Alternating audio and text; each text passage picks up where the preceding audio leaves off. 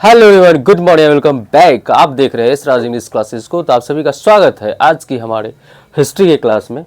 तो मैं अपने वादे के हिसाब से आप सभी लोगों को 12th की क्लास की तैयारी करवा रहा है, जिसमें आर्ट्स वाले जितने बच्चे हैं वो तैयारी कर सकते हैं। तो कुछ हमारा चैप्टर नंबर 1 का इम्पोर्टेंस टॉपिक है, इसका आप स्क्रीनशॉट ले सकते हैं। आई होप आपने स्क्रीनशॉट ले लिए होंगे। चलिए तो शुरुआत करें। Yes sir. ओके, तो हमारा जो टॉपिक है वो क्या है?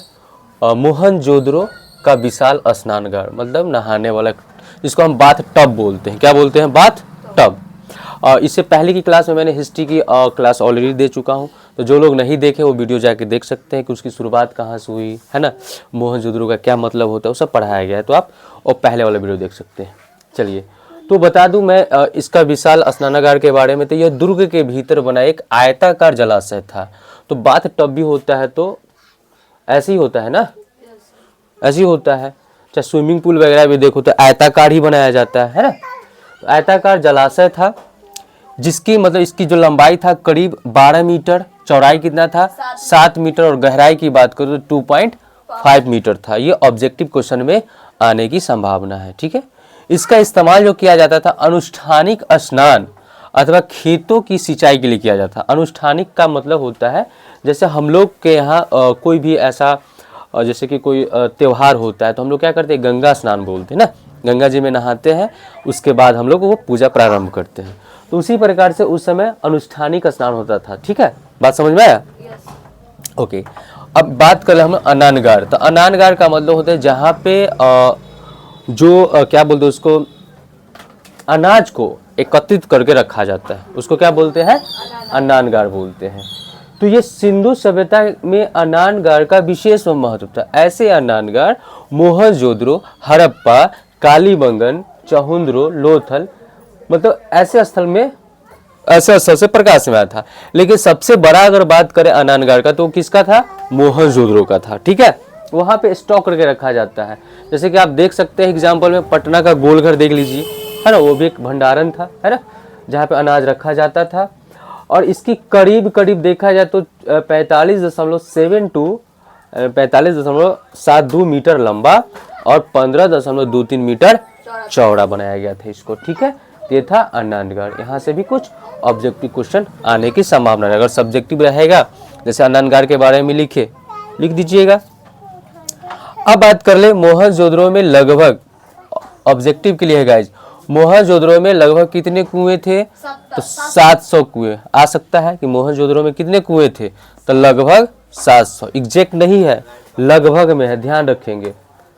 अब हम बात करें कि मोहनजोदड़ो में जो हमारी सभ्यता थी उसकी जो लोग थे, अर्थव्यवस्था और निर्वाह की व्यवस्था कैसा था। ठीक है, वो लोग क्या करके उन पर जीवन यापन करते थे। तो वो लोग क्या क्या करते थे? पशुपालन करते थे, जो आज के डेट में हम लोग भी करते हैं, भैंस पालना, गाय पालना, बकरी पालन, है ना, पशुपालन। उसके बाद कृषि, आज भी लोग कृषि करते हैं। धातुगिरी का काम होता है। धातुगिरी क्या होता है? जैसे कि लोहे के पदार्थ से कुछ कुछ बना देना, है ना, जैसे खुरपी, कुदाल, हंसिया वगैरह वगैरह, बहुत सारी चीज़, उससे गेट वगैरह, मिट्टी के सामान भी बनाया जाता था। अब थोड़ा सा मिट्टी का इस्तेमाल लोग कम करता है, लेकिन पहले के लोग मिट्टी का बर्तन का ही इस्तेमाल करते थे। अभी आपको मिट्टी के बर्तन, शौक से लोग उसमें चाय पीते, जिसको कुल्हड़ बोलते हैं, है ना। अब देखिएगा उसमें चाय पीने के बाद आपको स्वाद बहुत ज़्यादा अच्छा लगता है। उसका पत्थर के सामान बनाया जाता था, लकड़ी के सामान आज भी बनता है। वस्त्र उद्योग था, मनका बनाना, मुहर बनाना और व्यापार बनाना। मनका जो होता था ना गाइज, ये जैसे कि आज आभूषण जो पहनता है औरत लोग, उसी प्रकार से मनका होता था। बहुत ही चमकदार पत्थर होता, उसके शीर्ष पे सोना वगैरह लगा दिया जाता था, है ना। अगला टॉपिक हमारा है, आपसे ऑब्जेक्टिव में पूछा जाएगा कि किस देश को नाविक का देश कहा जाता है। तो आप बताएंगे मेलुहा एक ऐसा देश है जो नाविक का देश कहा जाता है। अब हम बात करें कि धार्मिक विश्वास एवं प्रमुख देवी देवता, यानी हमारी सभ्यता में लोग जो किस पे उनका प्रमुख देवी देवता कौन था, तो वो क्या क्या करते थे? तो मातृ देवी की पूजा करते थे, जिसमें ये पढ़ाया जाता है कि उसमें दिखाया गया था, हम लोग चैप्टर में देखे हैं कि एक स्त्री के गर्भ से पौधा निकलते हुए दिखाया गया था और वो मातृ देवी का प्रतीक बताया गया था, है ना। उसके बाद है पशुपति की पूजा, पशुपति बोले तो महादेव, शंकर भगवान की वो लोग पूजा करते थे। उसके बाद है प्रजनन शक्ति की पूजा होता था, ठीक है। उसके बाद वृक्ष पूजा, है ना, पशु एवं नाग पूजा, जिसको आज हम लोग नाग पंचमी में क्या करते हैं, सांपों को दूध पिलाते हैं और उसी दिन, और ऐसे देखते तो उसको डंडा से मारने के लिए दौड़ते हैं, राइट। देखिए स्थान का कितना वैल्यू होता है। जल एवं प्रतीक पूजा होता था। मंदिर और पुरोहितों का कोई अस्तित्व नहीं, मतलब हमारे सभ्यता में मंदिर और पुरोहितों का कोई अस्तित्व नहीं मिला था, ठीक है। अब हम बात करेंगे लास्ट टॉपिक, हड़प्पा सभ्यता के पतन के कारण क्या है, आखिर ये सभ्यता कैसे खत्म हो गया, कैसे इसका नष्ट हुआ। तो इसका 4 कारण बताया जा रहा है गाइज। पहला कि विदेशी आक्रमण, मतलब मे भी हो सकता है कि विदेशी लोग आया और आक्रमण किया और सभ्यता का नष्ट हो गया, सभ्यता का विनाश हो गया। दूसरा रीजन हो सकता है प्राकृतिक कारण। प्राकृतिक कारण में क्या हो सकता है, भूकंप का आना, है ना, और उसके बाद हो सकता है तूफान, आंधी, बाढ़ आ जाना, है ना।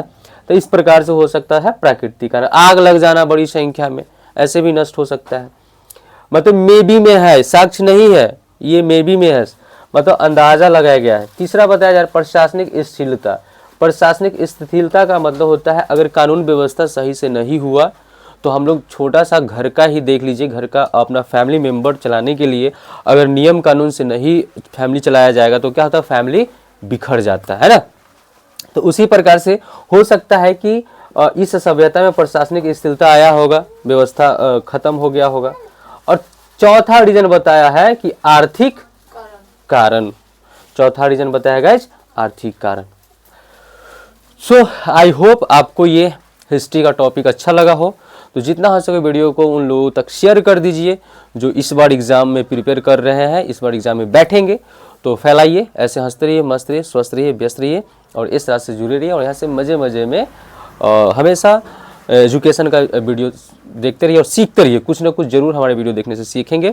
तो जितना हो सके वीडियो को फैलाइए। फिर मिलते हैं नेक्स्ट वीडियो में, तब तक के लिए जय हिंद, जय भारत।